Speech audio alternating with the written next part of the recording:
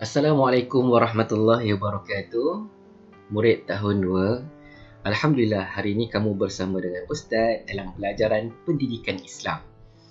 Dalam pelajaran pendidikan Islam hari ini, kamu akan belajar tentang bidang ibadah. Dalam bidang ibadah ni, Ustaz ambil dalam buku teks belakang Ustaz ni. Buku teks digital. Kamu ada buku teks di rumah, boleh buka buku teks tersebut. Buka muka surat yang ke-79. Muka surat 79. Dalam muka surat 79 ni, tajuk besar dia ialah Solatku sempurna. Solatku sempurna. Kita memang selalu hari-hari pernah dengar perkataan solat. Solat adalah sembahyang. Kita orang Islam ada cara sembahyangnya yang tersendiri. Tak sama dengan agama-agama yang lain. Cara kita kena amalkan cara kita. Okey, dalam muka surat ni, tajuk yang utamanya ialah syarat-syarat wajib solat. Tentang solat, ada orang yang diwajibkan solat dan ada orang yang belum diwajibkan solat. Bila orang tersebut diwajibkan solat, orang tu mesti sembahyang. Sebab yang mewajibkan orang tersebut solat adalah Allah. Allah yang wajibkan solat. Bila keluar perkataan wajib, maksudnya orang tu mesti buat. Sebab kalau dia tak buat, nanti masa di akhirat nanti atau dalam kubur lagi, Allah akan seksa orang tersebut. Sebab arahan perintah wajib solat tersebut adalah daripada Allah. Bukan setakat daripada Nabi je yang sebut. Allah yang sebut. Bukan Ustaz je yang sebut.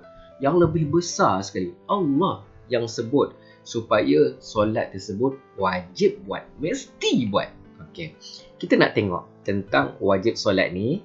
Okey, dalam gambar ni adalah perbualan antara anak dengan ibu. Ibunya baru lepas solat, anak dia pun baru lepas solat tu, dia sembahyang kat sebelah ibu dia. Okey, perbualan anak ni, dia tanya, "Ibu, apa syarat wajib solat?" Anak tu tanya kat ibu, "Ibu, apa dia syarat wajib solat?" Syarat tu apa dia? Okey. Untuk nak jadikan wajib sembahyang, mesti sembahyang tu ada beberapa perkara yang menjadikan orang tu wajib. Datang perkara-perkara tu, orang tu mesti solat. Lengkap perkara-perkara tu pada orang tu mesti solat. Okay, cuba tengok apa yang dijawab oleh ibu.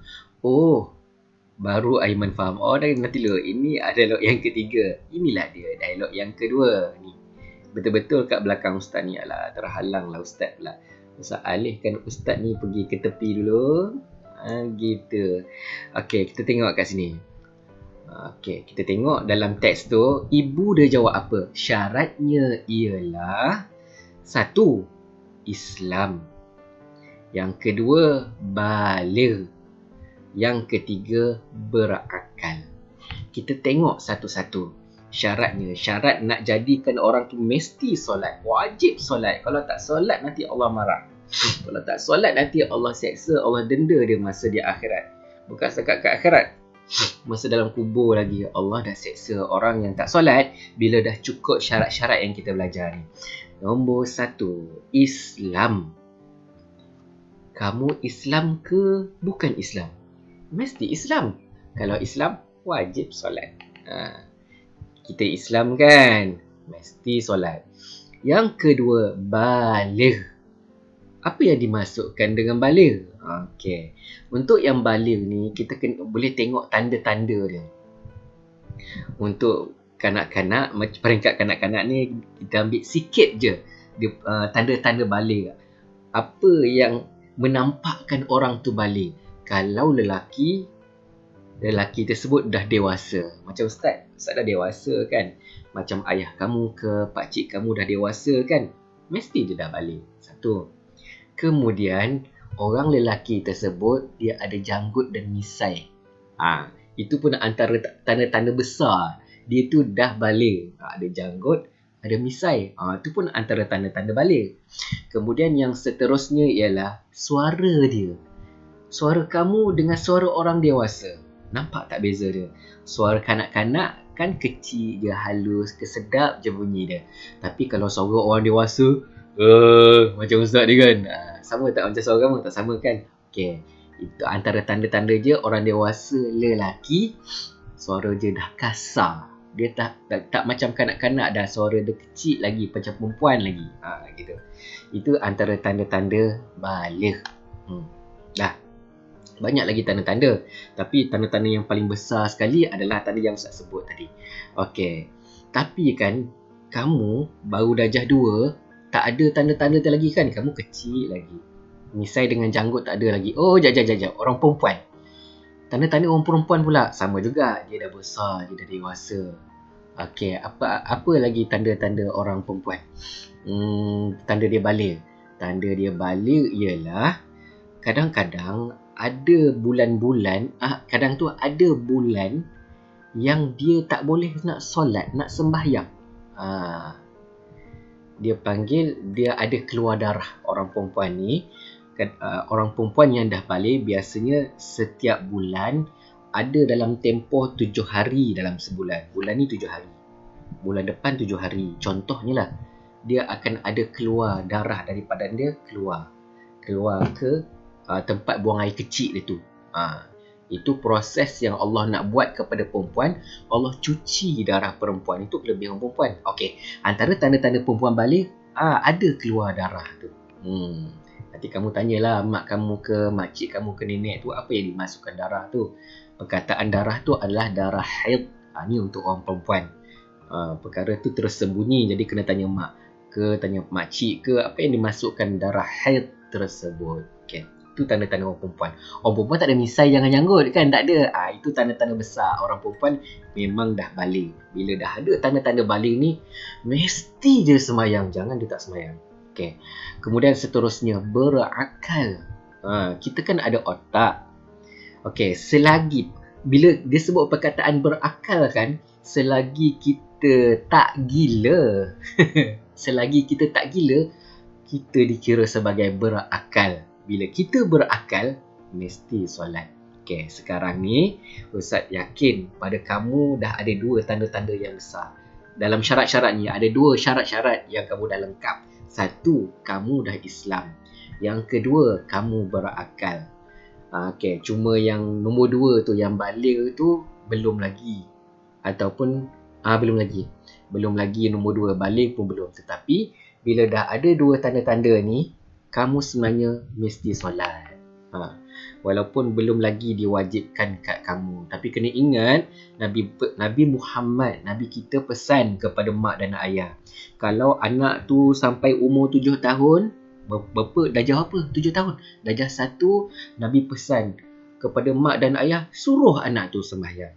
Nabi kata, suruh dulu. Sampai waktu zuhur, mak dengan ayah kata, abang, kakak, sembahyang. Dah masuk waktu zuhur, suruh je dulu. Okey. Kemudian, bila sampai umur 10 tahun, Nabi kata, kalau suruh, dia tak sembahyang juga, Nabi kata, rotanlah, pukullah dia. Tapi bukanlah pukul macam mendera kan, pukul dengan besi, pam, patah. Tak, Islam bukan macam tu. Tapi dengan pukulan yang mendidik anak tu. Dia rasa sakit sikit. Bila rasa sakit sikit tu, dia dah rasa, aduh, pedihnya. Okey, semayang. Macam tu. Kena Nabi yang suruh macam tu. Kalau umur dah 10 tahun, 10 tahun dah jam apa? 7, 8, 9, 10. Dah jam 4. Kalau dah darjah 4, Nabi kata kalau suruh dia tak semayang juga, anak tak semayang juga, boleh dipukul mereka. Tapi bukan cara pukul yang mendera, yang menyakitkan, yang boleh ditangkap oleh polis. Macam tu. Tak, bukan macam tu. Okey, dah. Ingat ada 3 syarat. Islam, baligh, berakal. Okey, cukup lengkap 3 ni, confirm dia wajib sembahyang. Kamu dah ada 2 kan? Mesti semayang. Nabi suruh semayang. Nabi pesan ke mak ayah, suruh anak tu semayang. Okey. Habis cerita untuk yang ni. Ingat 3 perkara ni.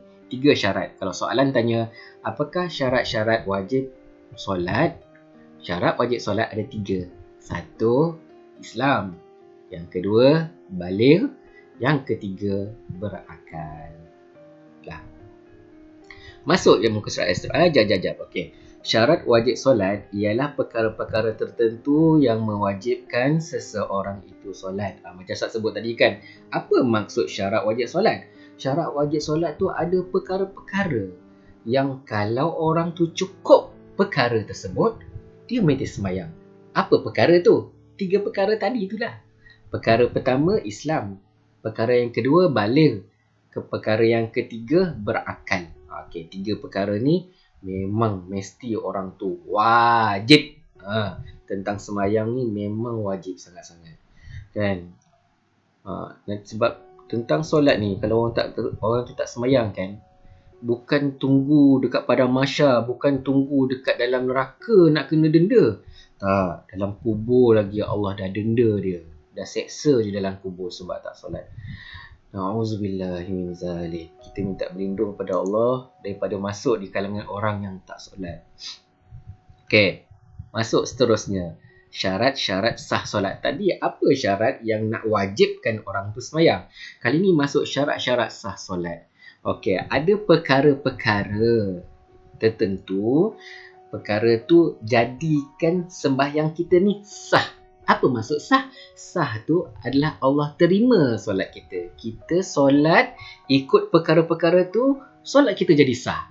Sah tu apa dia? Solat kita tu Allah terima. Okey, kat dalam buku ni, ini dalam muka surat sebelah, muka surat yang ke-80. Dalam muka surat 80 ni, dia bincangkan ada 1, 2, 3, 4, 5. Ada 5 syarat-syarat sah solat. Kalau kita buat dalam solat kita, kalau kita solat cukup 5 perkara ni, sembahyang kita diterima, sembahyang kita sah. Okey, 1. Mengetahui masuk waktu solat. Ayat pendek dia ialah tahu masuk waktu solat tu. Masa tu subuh, dah tahu masuk waktu subuh. Memang betul subuh dah masuk. Okey, boleh solat. Kalau waktu zuhur, kita sembahyang subuh, tak sah lah kan, tak kena. Okey, 1. Mesti tahu masuk waktu solat. Waktu tu waktu subuh, tahu masuk waktu subuh dah tengok jam, betul ni waktu subuh ni, orang dah azan pun. Okey, barulah kita boleh sembahyang subuh tu. Zuhur pun sama. Kita tunggu dulu waktu zuhur. Orang dah azan pun, kalau orang tak dengar orang azan pun tak apalah, yang penting masa jam tu dah masuk waktu zuhur, boleh kita sembahyang zuhur. Bukan waktu zuhur tapi kita kata dah sembahyang zuhur dah, nak sembahyang asar lah pula, tapi asar tak masuk lagi. Tak boleh, tak sah asar tu sebab asar tak masuk. Okey, yang nombor 1, mesti waktu tu dah masuk. Yang kedua, suci daripada hadas kecil dan hadas besar. Okey, suci daripada hadas kecil dan besar. Suci tu apa dia? Orang tu bersih daripada hadas kecil dan hadas besar. Hadas kecil apa dia? Hadas besar apa dia? Kalau kita kata hadas kecil tu kencing, hadas besar tu buang air besar, salah. Hadas kecil kencing tu betul. Kencing atau buang air kecil tu betul. Tetapi hadas besar tu yang salah. Okey. Hadas kecil kita tengok dalam huraian dia ni. Hadas kecil tu apa dia? Ustaz ni terlindung. Ustaz ni lindung lagi lah. Ustaz nak alih Ustaz pergi kat sini pula. Gitu. Okey. Apa dia hadas kecil? Hadas kecil ialah keluar sesuatu dari kubul dan dubur. Keluar sesuatu dari kubul dan dubur. Keluar sesuatu. Kubul tu apa dia? Kubul tu kemaluan kita yang kat depan. Dubur tu apa dia? Kemaluan kita kat belakang. Kemaluan tu apa? Tempat kita buang air kecil tu lah. Anggota badan yang kita nak buang air kecil dan anggota badan yang kita nak buang air besar. Itu nama dia kubul dan dubur. Kubul tu anggota kat depan, anggota kemaluan kat depan. Dubur tu anggota kemaluan kat belakang. Kalau keluar sesuatu daripada dua benda ni, okey, itu nama dia hadas kecil. Okey, cuba tengok hadas besar pula. Hadas besar apa dia? Dia bahagikan kepada 1, 2, 3, 4, 5, 6. Ada 6 perkara hadas besar. Yang pertama, keluar air mani. Air mani tu apa dia? InsyaAllah nanti bila kamu dah berumur sikit, dah besar sikit, dah masuk darjah 6 ke tingkatan 1, kamu akan tahu air mani tu apa dia. Kemudian yang seterusnya, haid. Macam Ustaz sebut tadi kan, orang perempuan dia ada setiap bulan dia ada keluar darah. Bukan darah tu nak kata dia ni sakit ni. darah tu nama dia darah haid. Kemudian ada darah nama dia nifas, yang ketiga. Ni, yang ketiga haid, nifas pun darah juga. Yang keempat bersetubuh, ni kalau dah kahwin, mak dengan ayah. Bila dah kahwin, Allah benarkan bersetubuh. Okey, itu pun nama dia hadas besar. Wiladah. Wiladah tu adalah darah untuk orang tu, ibu-ibu yang baru lepas lahir anak aja, darah dia akan keluar lagi sikit. Darah daripada tempat lahir dia tu, dalam rahim dia tu masih lagi keluar lagi sebab Allah cucikan darah dalam tu. Okey, kemudian last sekali, mati selain mati syahid. Orang tu mati yang biasa. Maksud mati biasa tu, orang tu bukan mati disebabkan dia berperang. Kalau orang tu mati sebab perang, itu nama dia mati syahid. Okey, ada 6 perkara ni. Keluar air mani, keluar darah haid, keluar darah nifas, bersetubuh, keluar darah wiladah, dan juga mati selain daripada mati syahid. Ataupun wiladah ni, ibu yang dah melahirkan anak, selepas dia lahirkan anak tu, dia termasuk dalam hadas besar. Okey, ada 6 perkara ni, ada tak kat kamu? Kalau tak ada, memang kamu tak termasuk hadas besar. Biasanya kita hari-hari ada hadas kecil aja. Okey. Pendek cerita nombor 2 ni, kita ni bersih daripada hadas kecil dengan hadas besar. Okey. Bila kita bersih daripada hadas kecil dan hadas besar, barulah sembahyang kita tu sah. Itu yang bila kita dah ambil wuduk, lepas tu kita buang air kecil ataupun kita buang air besar, wuduk kita terus batal, tak diterima.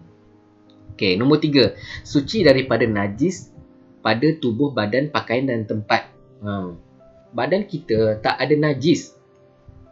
Kat badan kita tak ada najis, kat kulit badan kita tak ada najis, dekat pakaian kita tak ada najis, dan tempat kita nak solat tu tak ada najis, baru sah sembahyang. Nombor 4, menutup aurat. Okey. Tutup aurat. Aurat tu apa dia? Tempat yang Allah larang daripada dia terbuka. Okey. Tahap mana aurat dia tu? Aurat lelaki dari pusat hingga ke lutut. Aurat lelaki yang tak boleh ditunjuk kepada orang, yang Allah suruh tutup, paling simple sekali adalah daripada pusat sampai ke lutut. Kan? Okey, daripada pusat sampai lutut, sampai situ memang tak boleh tunjuk ke orang, dan kalau ternampak, sembahyang dia tak sah. Perempuan pula ada. Perempuan adalah seluruh anggota badan kecuali muka dan tapak tangan. Orang perempuan, dia punya aurat dia nak solat ni ialah muka dan tapak tangan.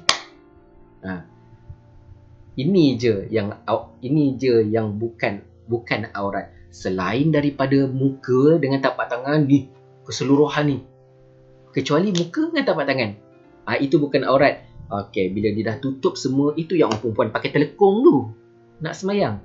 Okey, bila dah tutup semua, dia solat, barulah sembahyang dia tu sah. Tutup aurat lelaki, tutup aurat perempuan, baru sembahyang sah. Kemudian yang terakhir sekali ialah menghadap arah kiblat. Sembahyang mesti ada arah kiblat. Kiblat tu apa dia? Kiblat tu adalah Kaabah. Kita sembahyang mesti menghadap ke arah Kaabah. Kita tak nampak Kaabah kan? Tetapi kita boleh tengok melalui yang dah ditentukan lah. Kan? Dia ada peta. Dia ada kompas dia. Kompas tu kita dah ditentukan. Okey, nombor-nombor sekian, inilah dia arah Kaabah. Okey, itu nama dia kiblat. Kiblat ni adalah menghadap ke arah Kaabah. Masjid, surau, arah tu memang dah confirm. Kalau terus ke depan sana, sampailah ke Mekah ataupun Kaabah, kota hitam yang besar kan. Okey. Nama dia Baitullah ataupun Kaabah. Baitullah adalah rumah Allah. Kaabah tu adalah yang kotak besar tu, Kaabah. Okey. Kita tengok masa dah sampai 19 minit. Last info bawah, syarat sah solat ialah perkara-perkara yang menyebabkan solat seseorang itu sah. Okey, dah bincang tadi dah. Syarat sah solat tu apa? Syarat sah solat tu adalah ada perkara-perkara tertentu, kita cukup je perkara-perkara tu, sembahyang kita sah ataupun sembahyang kita Allah terima. Kita kena mesti cukupkan 5 perkara ni yang kita belajar tadi tu, barulah sembahyang kita sah. Okey, setakat tu saja untuk hari ni. Dah capai 20 minit. Masya Allah panjang. Okey, setakat tu saja. Moga kita sentiasa tidak tinggal solat, supaya kita dapat memasuki syurga Allah Subhanahu wa taala, insya-Allah. Amin. Wabillahi taufiq wal hidayah. Assalamualaikum warahmatullahi wabarakatuh. Jumpa lagi.